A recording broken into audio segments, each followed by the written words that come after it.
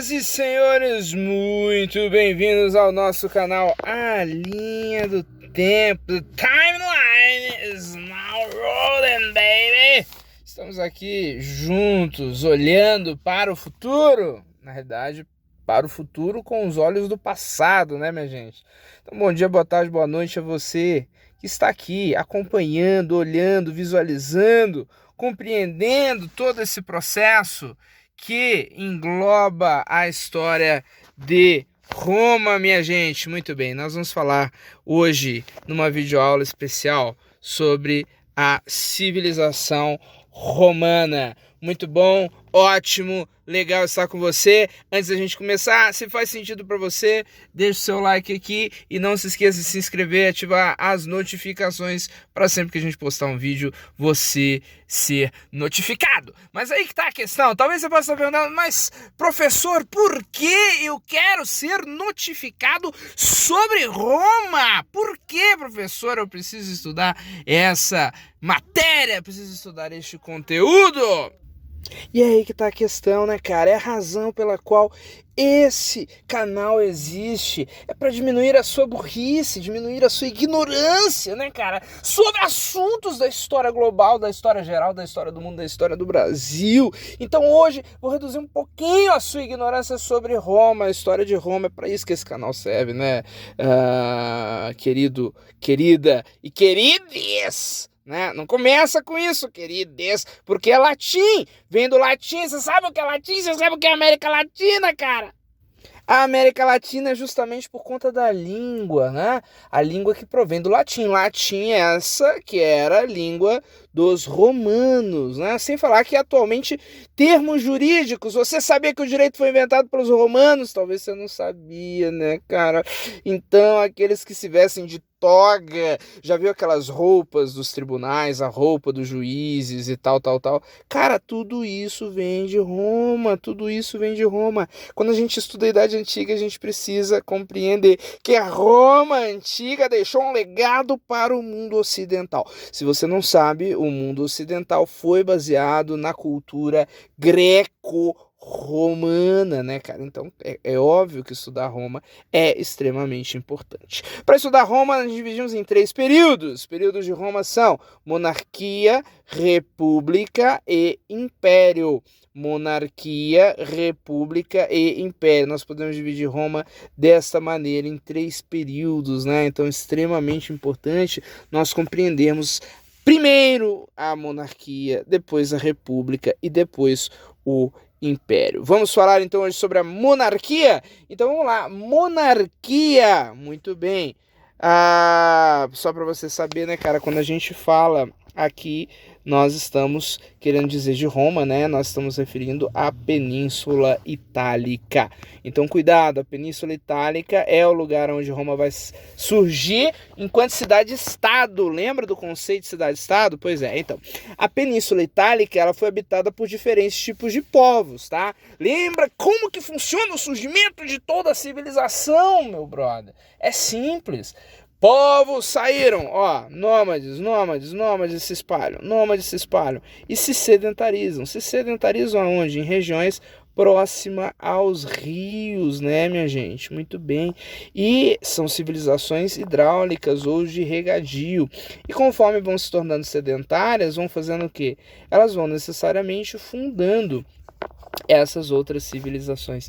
Então, são povos que estão se formando, só que esses povos que nós estamos querendo falar, nós estamos dizendo de povos específicos aqui da Península Itálica, né?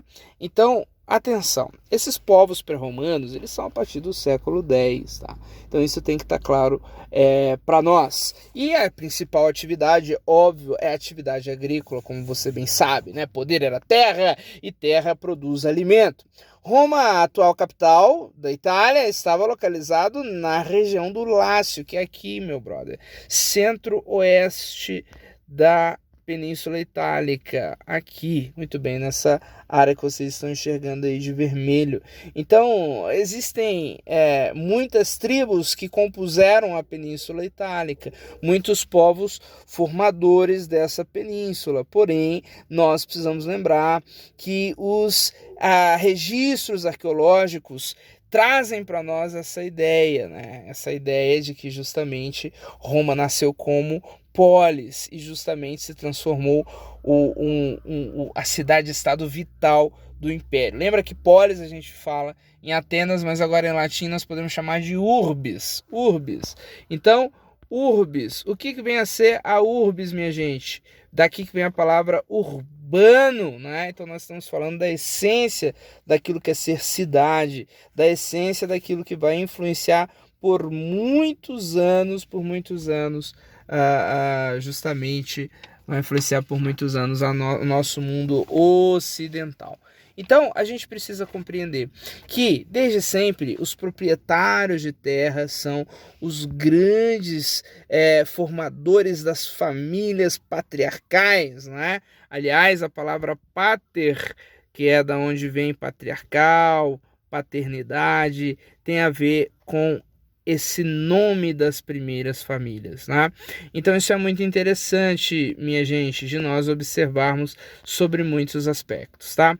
Sobretudo porque, diferente de Grécia, onde quando nós analisamos a gente percebe que a Grécia vai ficar justamente subdividida nessas cidades-estados, Atenas, Esparta, Tebas, Corinto, aqui não. Na Península Itálica, Roma vai conquistar. Então Roma vai conquistar primeiramente os seus vizinhos da Península Itálica e depois vai se expandir rumo à dominação daquele que será o maior império do mundo ocidental. Então nós estamos falando basicamente de 3 clãs, de 3 pequenos grupos que vão formar-se nessa região: os latinos, os etruscos e os sabinos, tá?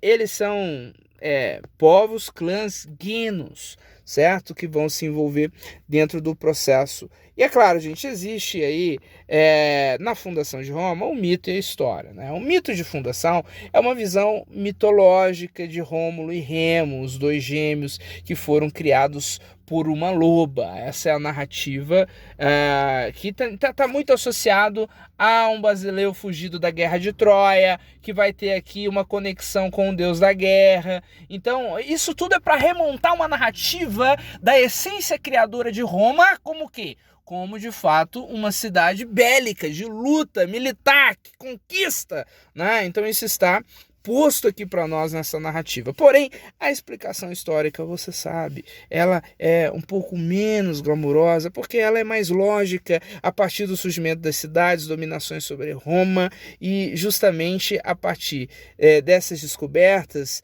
a gente caracteriza a história de Roma nesses 3 aspectos: monarquia, república e império. Vamos à monarquia? Bom, a monarquia é extremamente importante, onde nós vamos ter contato com as primeiras classes sociais e instituições políticas. Nós temos pouca documentação sobre este período e a maior parte das descobertas são por meio das pesquisas arqueológicas e interpretações de lendas e tradições. Segundo essas tradições, Roma teria sido governada por 7 reis, tá? 7 reis. O início do período monárquico é, então, bem confuso, né? Percebe que esses 7 reis, basicamente, Rômulo, dentro daquela mitologia e tal, seria o primeiro rei. Pouco se sabe sobre os primeiros reis, né? Por conta dessas lendas e tal. Então, de forma central, a gente pode ir àquilo que está consolidado. O que está consolidado na tradição? Bom, está consolidado as divisões e as classificações sociais. Então, perceba bem, nós podemos encontrar essa divisão para Roma. Como que Roma está dividida, então? Vamos lá. Está dividida nessas 4 questões aqui: patrícios, plebeus, clientes e escravos. Os patrícios, você já sabe, são os povos originários, não é? Daquelas primeiras comunidades, são os descendentes dos ganhadores, dos conquistadores dessa região e os proprietários de terra. Então, obviamente, eles são os mais poderosos, obviamente, eles são a elite, vão compor a elite. Os plebeus são, gente, geral, tá? Camponeses, artesãos, estrangeiros, agricultores, comerciantes, eles não tinham direitos nenhum, nem direito civil, nem direito político, mas são homens livres e que vão compor parte desses cidadãos de Roma. Os clientes, que eram uma camada intermediária, ou seja, é como se eles estivessem no meio. Então aqui